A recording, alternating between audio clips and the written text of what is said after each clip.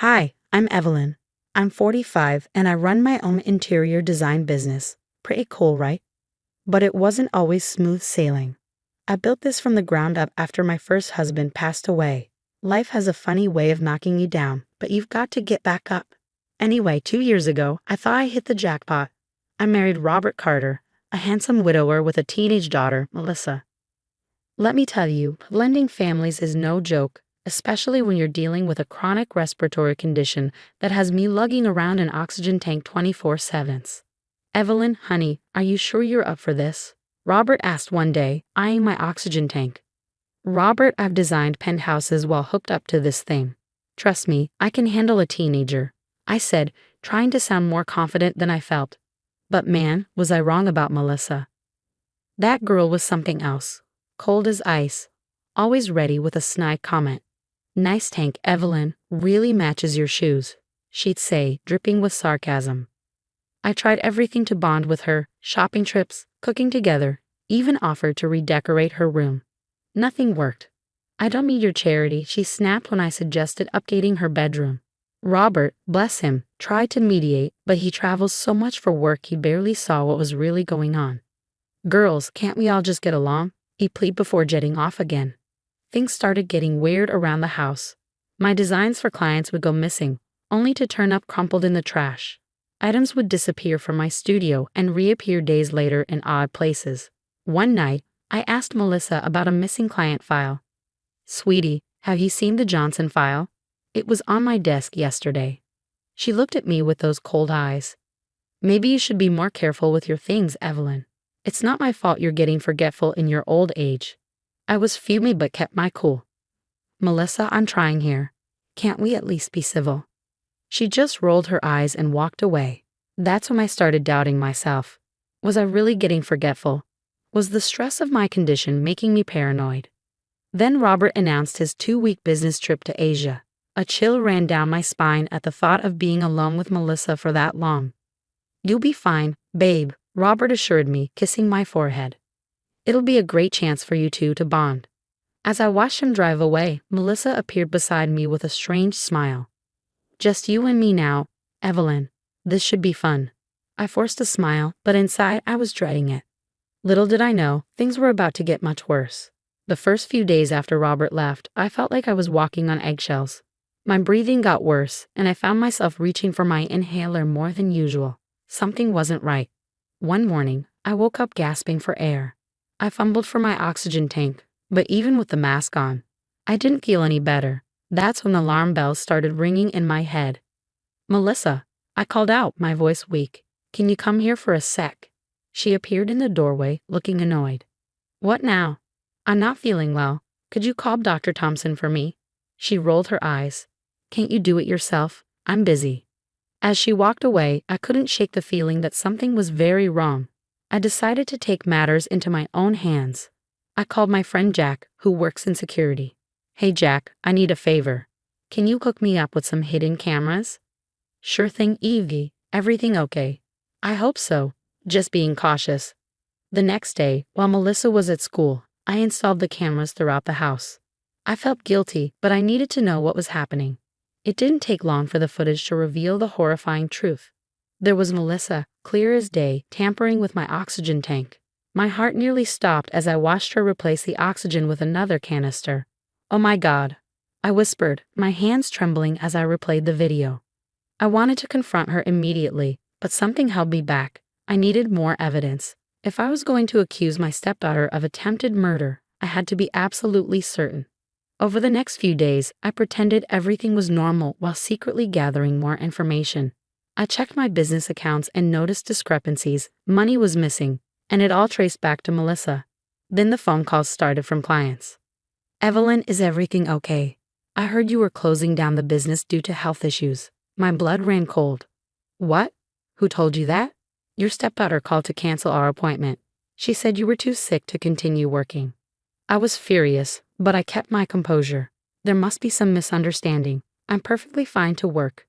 As I dug deeper, I uncovered more lies. Melissa had been telling Robert that I was mistreating her, fabricating stories about me locking her out of the house and withholding food. How could he believe this? I muttered as I scrolled through their text messages on the family iPad. One evening, while I was working late in my studio, I overheard Melissa on the phone. "Yeah, babe, it's all set. When Dad gets back, we'll stage the accident. With her oxygen tampered, it'll look like her condition finally got the best of her." I clasped my hand over my mouth, stifling a gasp. This wasn't just teenage rebellion. This was a calculated plan to kill me. With trembling hands, I reached for my phone. It was time to call for help, but who could I trust? And how could I protect myself until help arrived? As I heard Melissa's footsteps approaching, I quickly pretended to be asleep at my desk, my heart pounding so loudly I was sure she could hear it. "Sweet dreams, Evelyn," she said in a sickeningly sweet voice as she passed by. "Hope you're feeling better tomorrow." In that moment, I knew I wouldn't sleep a wink that night. I had to stay alert, stay alive, and figure out how to expose Melissa's true nature before it was too late. The next morning, my mind raced with plans. I picked up my phone and dialed a number I hadn't used in years. "Sarah, it's Evelyn. I need your help." Detective Sarah Thompson had been my friend since college. We'd lost touch over the years, but if anyone could help me now, it was her. "Ev, what's wrong? You sound terrible." I took a deep breath. "Sarah, I'm in danger. My stepdaughter is trying to kill me." I spent the next hour detailing everything I discovered. Sarah listened intently, occasionally interrupting with questions. "Jesus, Ev, this is serious. We need to set up a sting operation.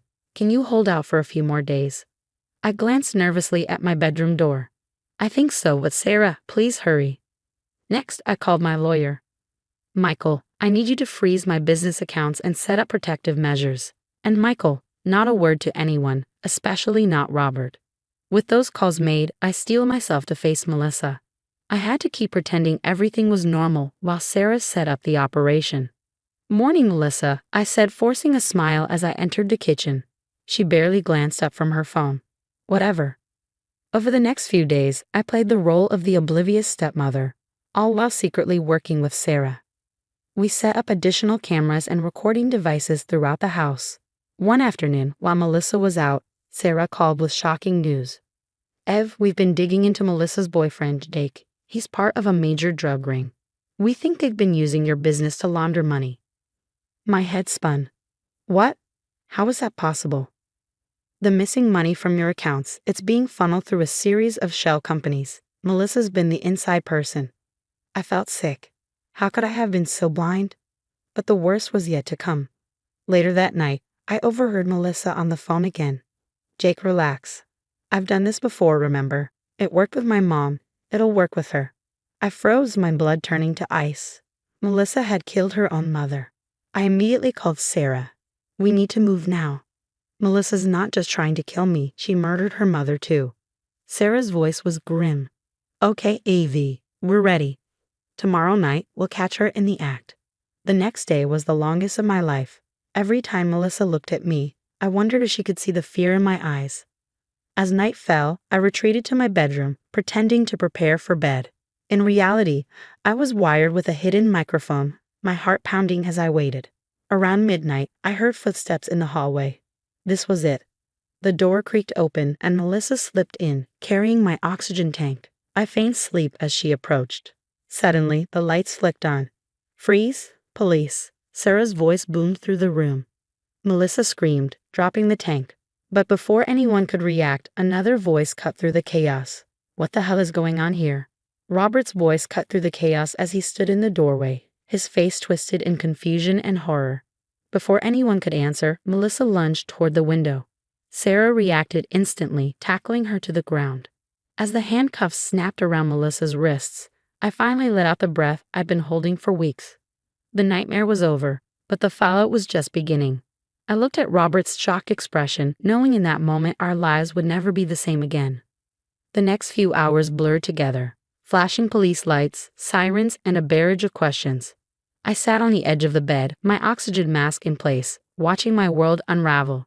Robert paced back and forth, his face pale and drawn. "I don't understand. Melissa, how could you do this?" he asked, his voice cracking. Melissa, now restrained and surrounded by officers, shot him a cold glare. "You never understood anything, Dad. You were always too busy chasing your next deal to see what was really going on." Sarah approached me with a notepad. Evelyn, we need your statement now. I nodded, inhaling deeply before speaking. I have everything documented: the tampering with my oxygen tank, the theft, the lies, and the conversation about her mother's death. Robert's head snapped up, his face white with disbelief. What? What about Caroline's death? I couldn't meet his eyes. Melissa admitted she was responsible for her mother's accident. The room fell into a stunned silence. Even the officers paused, absorbing the gravity of my words. Shortly after, Melissa's boyfriend was caught trying to flee town. As they led both of them away, Robert collapsed into a chair, his head in his hands. Evelyn, I'm so sorry. I had no idea. How could I have been so blind? A mix of pity and anger stirred inside me. You chose not to see, Robert. You left me alone with her. You ignored my concerns.